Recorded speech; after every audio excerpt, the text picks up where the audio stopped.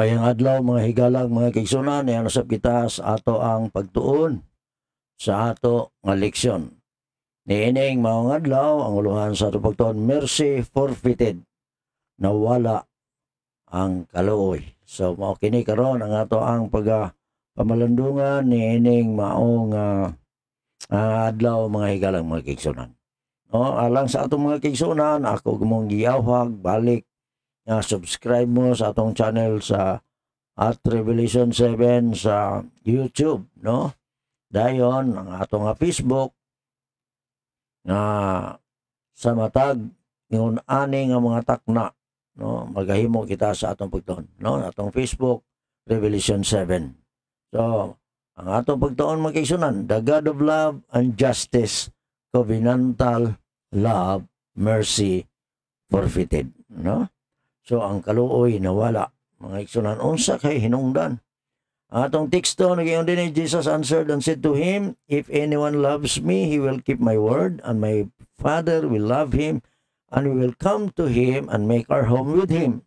John 14:23 sa sibuan si Jesus mitubag miyon kaniya, kon adunay hinahigugma kanako siya magabantay sa akong pulong, o ang akong amahan mahigugma kaniya, o kami mo anha kaniya, o kami mo puyo uban kaniya. So, niining maong adlaw nagaingon, God's love is everlasting and always unmerited. No? Ang gugma sa Dios walay katapusan o wala gyud kanunay nga unmerited. Sa lain pagsulti, wala gihapoy katapusan mga kaigsunan. However, humans can reject it. Apan ang mga tao makahimos pagsalikway nini. We have the opportunity to accept or reject that love, but only because God freely loves us with His perfect everlasting love prior to anything we do. No? Apan,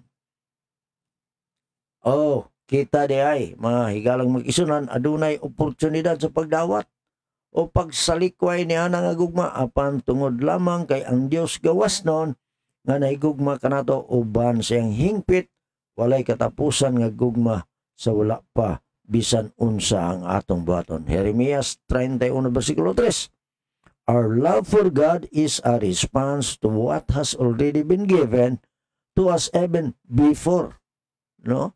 We ask for it. Ang atong gugma sa Dios mao'y tubag sa nahatag na kanato bisan sa wala pa nato kini pangayoa, no? O nga sa pagpadayon nagaingon sa atong leksyon. Read John 4:7-20 with specific emphasis on verses 7 and 19. What does this tell us about the priority of God's love, no? Dinhi mga kaigsunan, uban sa piho nga paghatag og ibugaton sa mga bersikulo 7 ug 19, unsa ang gisulti niini kanato mahitungod sa prioridad sa gugma sa Dios, no? Atong tan-awon ang nahunang uwan, no? Atong tan-awon mga higalang mag-igsunan ang nahunang huwan kapitulo 4 7 ngadto sa Kapitulo 4, 7 ngadto sa 20. Ako na paspasan og basa mga igsoon. Or ang ato lang specific na lang taning duha ka mga bersikulo 7 o 19, no? Sa 7 o 19 ako basahon nagayon din Mga hinigugma maghigugmay kita ang usa sa usa. Kay ang gugma iya sa Dios og siya nga nahigugma gipanganak sa Dios og nakaila sa Dios. Bersikulo 19 niyon. Kita nahagugma tungod kay siya mauman ang unang nahigugma kanato. So specific ni ining maong mga bersikulo mag-isunan. Ang gugma sa Dios mga kaisunan, no? Kay siya tungod kay siya ang unang nahigugma nga ni kanato. Sa bersikulo 9 unsay giingon dito? Ang gugma sa Dios gipadayag dinhi kanato pinagi niini. Gipadala sa Dios ang iyang bugtong anak. No? Bersikulo 7 nga niyon din mga hinigugma maghigugmay kita ang usa ug usa kay ang gugma iya sa Dios, og siya nga nahigugma gipanganak sa Dios og nakaila sa Dios, no? So, padayon nagiyon ang atong pagtuon. God love always comes first. God's love, no? Ang gugma sa Dios kanunay nag-una, no? Sa laing pagkasulti magkison, ang gugma sa Dios kanunay nga nag-una, no? If God did not first love us, we could not love Him in return. Kung ang Diyos wala una mahigugma ka nato, kita dili mahigugma kaniya agig balos mga kisunan. Ano ba? Ang gugma sa Ginoo, no? Mo ginay kanunay naguna, no? Kay kung wala pa siya mahigugma nato, dili pod kita in return mga kisunan mahigugma ngadto siya. Normal na siya mga kisunan, no? Pero ang nakanindot mo, bisan unsa na to kapag ka masalaypon ang Dios ay gugma ka nato.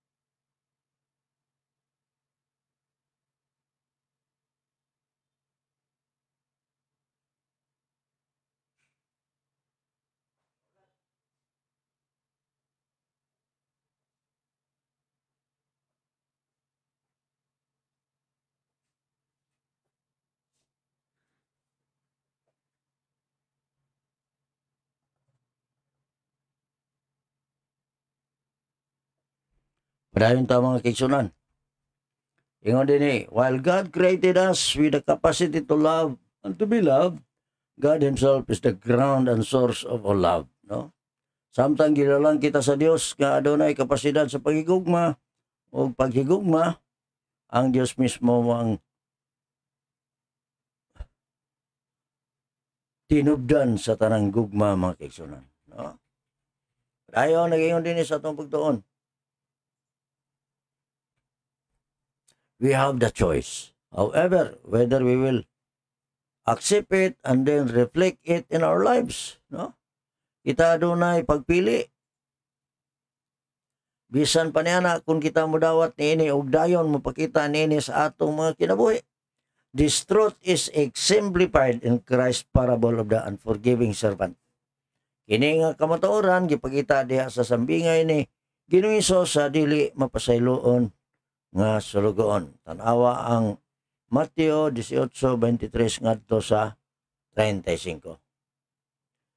Padayon nato mag-isunan. Diha sa mga sambingay in the parable we can see that there was no way the servant ever could have repaid what he owed the master. Ni anang mao nga sambingay. Diha sa mao nga sambingay atong makita nga walay paagi nga ang sulugoon makabayad sa iyang utang sa iyang ngadto sa iyang agalon. According to Matthew 18, the servant owed his master 10,000 talents. Sumala sa Mateo 18, ang sulugoon nakautang sa iyang agalon og 10,000 ka talento. 1 talent amounted to about 6,000 dinari. Ang usa ka talento may kabat og mga 6,000 ka denaryo. No, dako na kayo na nga amount mga kaigsunan. Kanya sa sumpay nagingon sa atong pagtuon. and 1 denarius was what an average laborer would be paid for 1 day of work, mga kaigsunan. Ang usa ka denaryo mao ang kasgarang suhol sa usa ka mamumuo alang sa usa ka adlaw nga trabaho, no? Unang, so it would take an average laborer 6,000 days of labor to earn 1 talent. So, kinahanglan ang kasagaran mga mamumuo og 6,000 sad ka mga adlaw nga pagtrabaho aron makakuha sa usa ka talento, no? Lain kasulti pati dugaya mahuman og bayad. Alam kag 6,000 days pila naman na katuig. Suppose after accounting for days off that an average laborer might work 300 days per year and thus earn 300 denarii in a year. Iutang ta human sa pagkwinta sa mga adlaw nga walay trabaho nga kasagaran mamumuo mahimong motrabaho og 300 ka adlaw kada tuig og sa ingon makita lamang siya og 300 ka denaryo sa usa ka tuig. So kung imo nang kwintahon, dugay gyud kaayo in taon makabayad, mga kaigsunan. So pila pa ka tuig makigsunan ingon dinhi. So it would take an average laborer approximately 20 years to repay 1 talent, which consisted of 6,000 denarii. Ano man, 6,000 divided by 300 equals 20, no? Ato ba 20 ka tuig, no? Anong gikwenta raman nga 300 sa usa ka tuig kay naa may bakante nga pila ka mga adlaw nga walay trabaho, mga kaigsunan. So kasagaran mamuol kinahanglan og mga 20 ka tuig aron makabayad og usa ka talanton nga naglangkob sa 6,000 ka denaryo, mag-isunan. Sa computation, ato naman makita din na sa atong screen. 6,000 divided by 300 equals 20. No? In order to earn 10,000 talents, then an average laborer will have to work 200,000 years, mga kisunan. No? Aron makakuha og 10,000 ka talento, naan ang kasgarang mamumuo kinahanglan mo trabaho og parang 10,000 talents, mga kaigsunan. Ang 10,000 talents kay ang naingon din sa atong pagtuon mo kabat og perte naman dili man ni mahuman, mga kaigsunan, og binayad.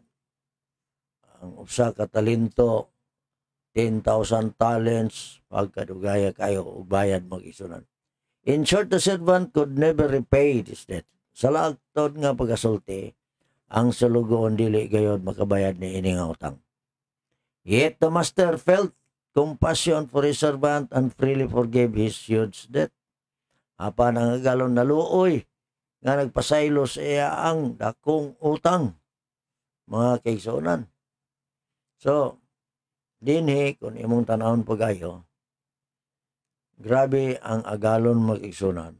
Ilabihan gyud ang iya ang pagkamayo. However, when this forgiven servant refused to forgive the far smaller debt of 100 denarii of one of his fellow servants and had him thrown in prison over the debt, the master was moved with anger and rescinded his merciful forgiveness. No? Apan sa dihang kining gipasaylo nga sulugon, midumili sad sa pagpapasaylo sa mas gamay nga utang nga usa ka gatos ka denaryo sa usa ka kaubang mga sulugon, o gipapreso pagyud siya tungod sa iyang utang, ang agalon na suko o gibakwi ang maluluyong pagpasaylo. Siyempre naman, mag-igsunan, kadako siyang utang, kung mahimo dili na gani gyud sa kabayad, pero gikaluyan siya siyang amo, karon siya nga gamay ra kayo ang utang sa iyang isig ka sulugoon, iya na hinuong gipapriso, mo igsunan. Busa ang gihimo sa iyang agalon, gibakwi, mga kaigsunan, ang iya ang maluluyong pagpasaylo, mga kaigsunan. Sa dugang sa atong pagtuon, the servant forfeited the love and forgiveness of his master. Ang ulipon, ha? O ang sulugoon na wad-an sa gugma o pagpasaylo sa iyang agalon. Although God's compassion and mercy never run out, one can finally reject, even forfeit the benefits of compassion and mercy. Bisan tuod ang kaluoy sa Dios dili gayud mahurot, ang usa sa katapusan makasalikway bisan mawad-an sa mga kaayuhan sa kaluoy o kaluoy sa Dios, mga kaigsunan. Sa katapusang bahin sa atong pagtuon, nagaingon din ni mga kaigsunan, think about what you have been forgiven and what it cost you to be forgiven by Jesus. Una-una, kung unsa ang imong gipasaylo ug unsa ang gasto nimo aron mapasaylo ni Ginoong Hesus. What should this tell you about forgiving others? Unsa ang kinahanglan nga isulti nimo niini nimo kanimo mahitungod sa pagpasaylo sa uban? Kining pagpasaylo pinaka-importante kay ning nga bahin sa kinabuhi sa mga tao sa Ginoo mag-isunan. Agig pagsira mag-isunan sa ato pagtuon, no? Sa leksyon ni ining maong adlaw, mercy forfeited, no? Ang kaluoy nawala, mga kaigsunan, tungod ni adtong maong sugilanon mga higala sa usa ka ulipon nga gipasaylo sa iyang agalon apan wala makahimo sa pagpasaylo ngadto sa iyang isig kasulugon o isig kaulipon. Mercy forfeited. Magahimo kita sa ato pagampo mag-isunan. Gamanan maluloyon na mo, nga mahanakas mga langit, ang magikalipay ang kihiyunan, di nakahimo kami sa pagtuon ni ining usas mga importante kay nga leksyon ni ining maong adlaw. Natag ka na mo ang malumong kasing-kasing, gamita kami nga instrumento Ginoo, ug nga kami mahimo usang instrumento ngadto sa mga tao nga mapinasayloon kami. Maingon sa imong paghatag ug pasaylo nganhi kanamo. Salamat kayo sa imong kaluoy, giyahi kami sa matag karon ug unya, ug nga kining tanan amo gilamang madawat sa ngalan Ginoong Hesus. Amen.